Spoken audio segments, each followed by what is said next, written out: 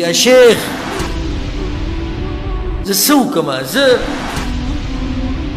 دلته ولاړ په جومات کې یم او یم د جنکو سره ولاړ په جومات کې یم او ژوند تېروم د ډم سره د سترګو حفاظت به وکړي الله به دې د ګناهونو نه بچ کړي او ژوند به دې خوشحاله شي او پراخه به شي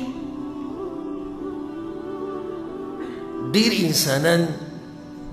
چې په ګناهونو کې اخته شوي دي نو بنیادي وجه یې د سترګې دي څه دي د سترګې دي دې سترګو باندې دی وګوري نو بیا د هغې نه بعد په دې ګناه کې مال لګي په دې ګناه کې وخت لګي د الله احکام ضایع شي او داسې هم کېږي چې دی مړ شي په دغه ګناه کې او دی د زنانو یو تصویر ته ګوري یا یو فلم ته ګوري الله یې داسې حالتونه موږ ساتي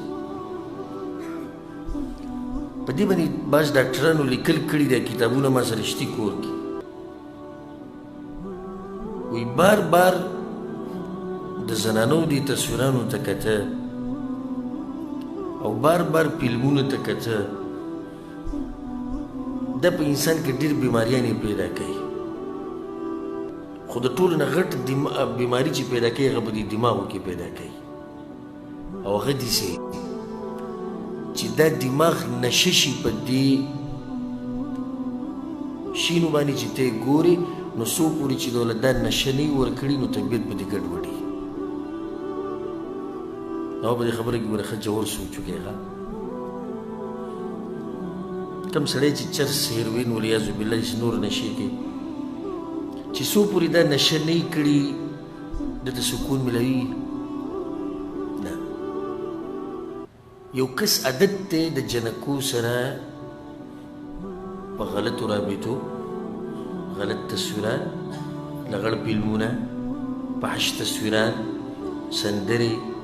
غزلې او واخواتها دې بیا ډېر اقسام دي که دغه ټول وروڼه خویندې دي ښه په دې چې عادت شوې د کعبې پر رب د قسم خورم چې څو پورې دې کتلي نه خوب به نه درځي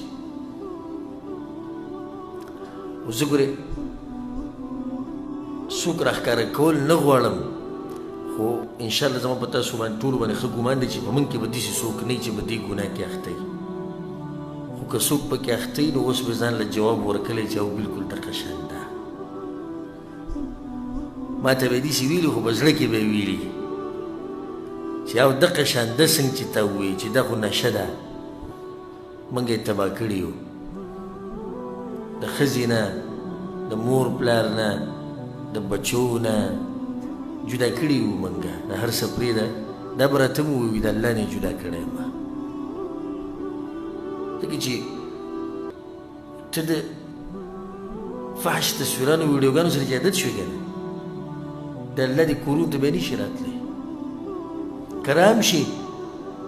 یو 2 رکعته مونځ 4 رکعته مونځ به وکړي ډز ډز ډز ډز او بیا به تښتې ځې به زر مانځه کې لذت نه وي ځکه زه درته دا ووایم په ما پسې یو عربی راغلی و مصری و په روجه کې ما سره میلاو شو و एकदम په ژړا شو اوس هم په ژړا شو بیا ما په دې ملا باندې وټپوم او ته مې جاړه مور وروره څه مسله ده ما ته یې بیان کړه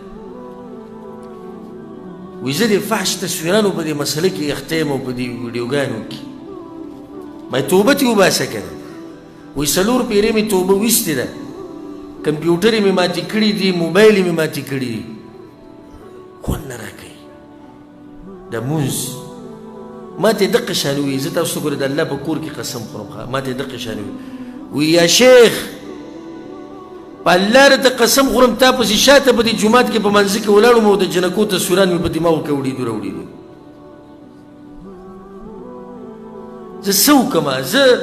دلته ولاړ په جومات کې یم او یم د جنکو سره ولاړ په جومات کې یم او یم د انډیا د فلم سره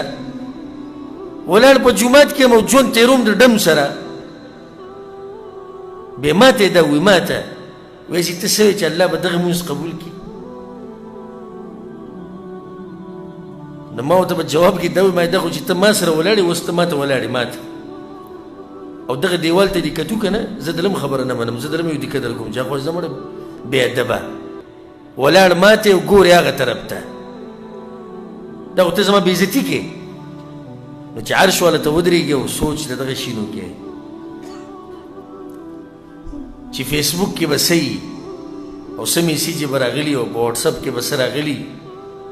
او پلاني شي کې پلاني شي کې نو د دې نظر حفاظت وکړئ ښه د دې حفاظت وکړئ قل للمؤمنين يغضوا من أبصارهم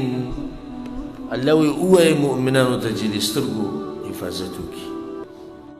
دا زما د زړه د کومې نه نصیحت دی د سترګو حفاظت وکړه